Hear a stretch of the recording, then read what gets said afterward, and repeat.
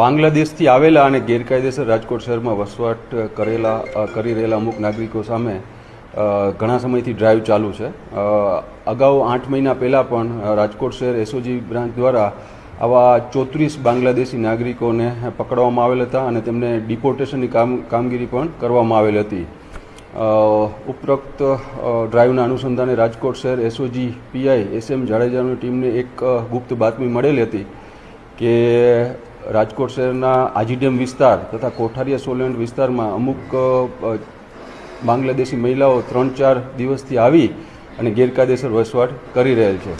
જેના અનુસંધાને રાજકોટ શહેર એસઓજી ટીમ દ્વારા આ 4 મહિલાઓને રાઉન્ડ અપ કરવામાં આવેલ છે, ડિટેન કરવામાં આવેલ છે અને તેમની સામે કાયદેસરની કાર્યવાહી કરવાની ચાલુ છે. પ્રાથમિક તપાસમાં એવું ફલિત થાય છે કે આ 4 મહિલાઓ પાસે કોઈપણ જાતના આપણા કન્ટ્રીના કોઈપણ ડોક્યુમેન્ટ છે નહીં અને છેલ્લા 5 થી 7 દિવસથી રાજકોટ શહેરમાં આવેલ છે.